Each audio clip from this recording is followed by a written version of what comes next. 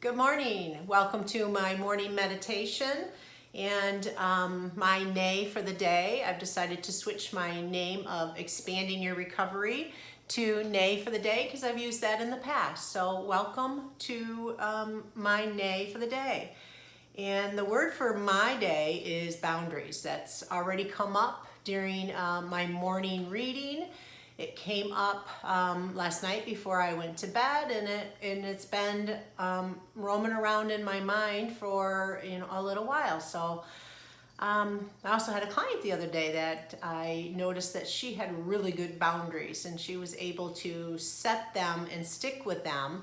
Though when she was in the round pen with the horse was working hard on her stomach, and I could tell that she was holding a lot of anger or resentment or something. I wondered, I should say, if she was doing that because of a boundary that she set. So, that's something she has to come up with, but I was hoping that by the end of our session with the horse that she was able to walk away with a better, more calmer presence to herself and set more in feeling good about the boundaries that she set. But oh my gosh, boundaries for me, wow, I am really, really bad at them.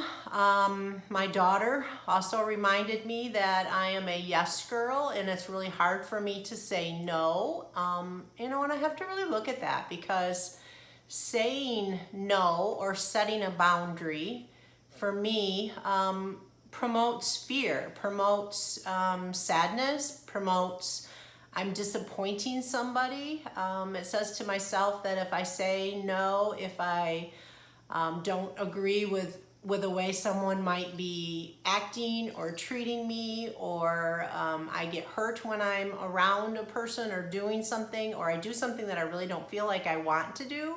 There's so many ways that a boundary needs to be set, and we need to stick to it and move forward. My reading this morning was about parents and boundaries, and how shame and guilt interfere with the children's learning of parenting.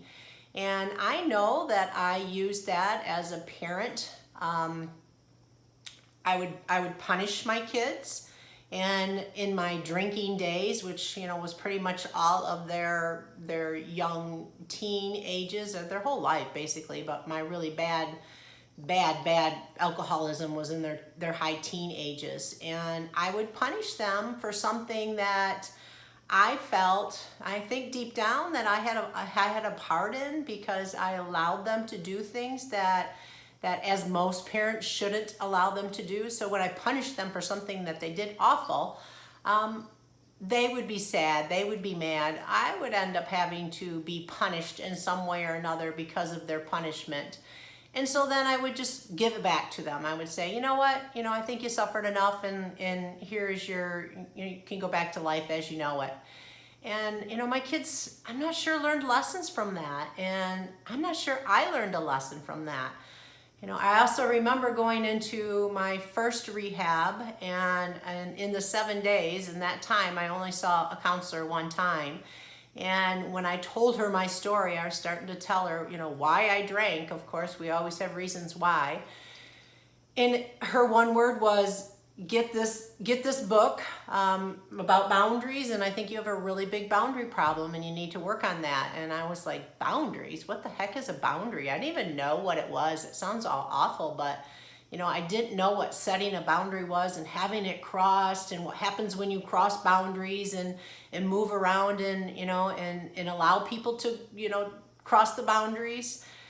It was really foreign to me, because I never really set good boundaries. And as I got into my recovery, I was starting to be a little bit more together. I was starting to set boundaries with my kids, and set boundaries in my life and all that kind of stuff. And I started to, really irritate the people that were used to me not setting boundaries. And, that saddened me. And I feel like I was in the balance between, do I let that person go on and be sad because I set a boundary, or do I take it back again, because then they'll be happy and maybe I'll be sad? And, you know, I kind of fluctuate between both of them. At one point I would like beg them to be, you know, to not have that boundary anymore, beg them to come back, and then they'd come back and I'd set the boundary again because it was hurtful, and set them on their way again. And it, you know, it's something that I do quite often, and I noticed that about myself. So, you know, if you trust your truth, if you trust what your heart really needs to do and what your heart really expands in, you know, you can set a boundary and stick with it. And I'm still working on that really, really hard, because I'm a person who has a lot of heart, and I hurt when other people hurt. And I don't like to hurt other people, and I don't like to be hurt. You know, yesterday I had a phone conversation with someone that ended up hurting me, and my response to that was anger. I went right straight to anger. I went right straight to being mad and upset. And, you know, now today I'm trying to process that. I gave my chance. I reacted instead of responded. And today I'm absorbing the comments that were said to me. I am working on a response to them. And, you know, it's so hard. It is incredibly hard. The other day also, I had another client. We worked with boundaries from her young age to today in her relationship of, you know, her relationships in her life. And for her to turn around and to look at all the boundaries, we moved a boundary line and kept moving it up and up and up.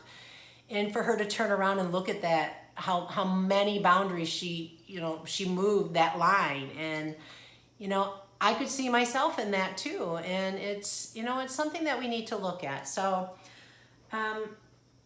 what is your reaction? What is your responses? How do you respond and react to a boundary?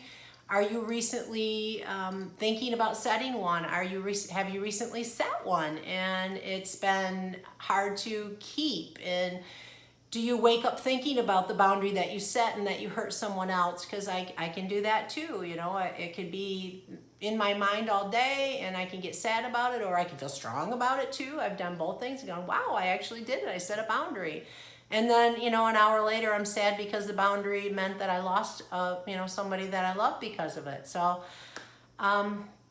you know, what is your boundaries? What do you think of boundaries? How do you handle boundaries? You know, what do you say yourself when you ask yourself, is there a boundary that I need to set and I'm not? So let me know your responses to boundaries. If you want to PM me, if you want to comment in this, if you want to email me, I'd love to hear your story about boundaries. Thank you for joining me, and I hope your day is perfect today, and we'll see you one day at a time.